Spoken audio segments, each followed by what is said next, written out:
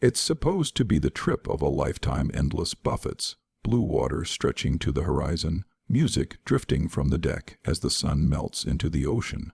But for some passengers, that dream turned into something far darker. Because once you're hundreds of miles from land, there's no escape.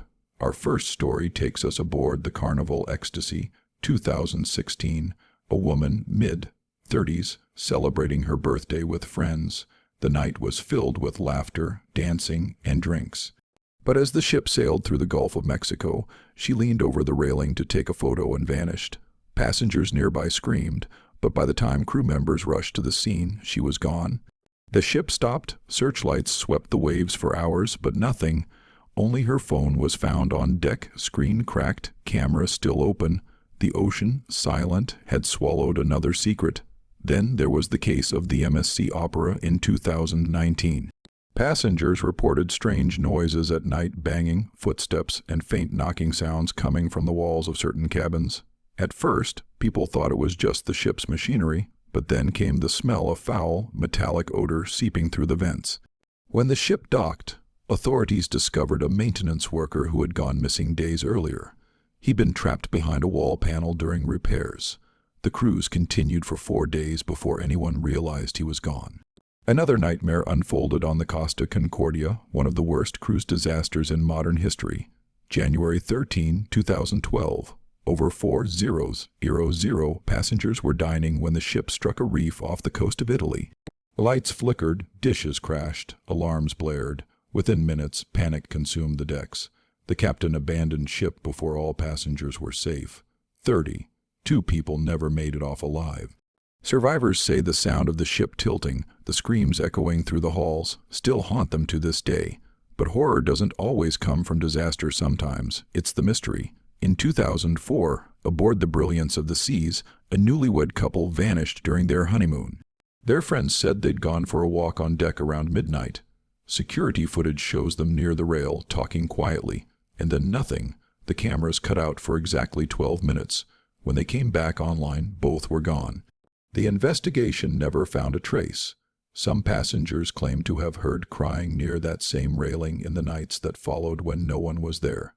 Not all cruise horror stories end in tragedy, but some reveal what's lurking behind the luxury. On one ship sailing through the Caribbean, passengers began getting sick, violently ill, one after another. The crew announced it was just a mild virus.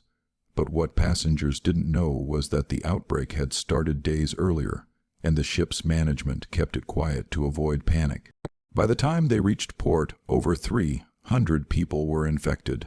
The ship was disinfected, but rumors spread fast. Some claimed crew members had been told to keep cleaning even after getting sick themselves. Then there's the haunting of cabin 8235, a room so infamous among certain cruise forums that people refuse to book it. Multiple guests have reported the same thing, knocking from inside the walls at 3 a.m., the bathroom light flickering by itself, and the sound of running water when the faucet is off. One woman said she woke up to find her balcony door wide open, even though it had been locked from the inside. The ship's staff never confirmed anything unusual, but the cabin remains a quiet legend among regular cruisers. In 2018, aboard the Norwegian Sun, a passenger recorded something chilling. Late at night, he went to the top deck to film the moonlight over the water. In the distance, he saw what looked like another ship, dark with no lights, but radar showed nothing there. He zoomed in, and for a split second, the reflection of a figure appeared in the water beside the ship. When he looked up again, there was nothing. The clip went viral, earning the nickname the Ghost Ship at Sea. Another terrifying moment came when a storm hit the Anthem of the Seas in 2016. Waves reaching over 30 feet smashed against the hull. Wind howled through the decks, and furniture flew across cabins. Passengers huddled in hallways, praying. One described it as being trapped inside a washing machine. The ship tilted violently, glass shattered, and for hours everyone thought it was the end. When the storm finally passed, the ship limped back to port, bruised but still afloat. But sometimes the scariest moments happen in total silence. On one luxury liner, a crew member went missing during a voyage through the Pacific. The official report said he fell overboard, but other staff whispered that he'd been caught stealing from a safe and planned to confess. His belongings were found neatly folded in his locker, but no one ever saw him leave the ship. A week later, the passenger who'd shared the same hallway told reporters she'd heard footsteps outside her cabin every night around 2 a.m., long after curfew. Footsteps that stopped right outside her door, then faded away, and maybe the most chilling of all, a story shared by a retired cruise engineer. He said that late one night, the ship's alarms went off, but not for fire, not for power failure. For water intrusion. The lower deck had flooded suddenly, with no clear cause. When divers checked the area, they found the watertight door had been sealed. From the inside, whoever closed it never came out. The record showed no crew assigned to that section.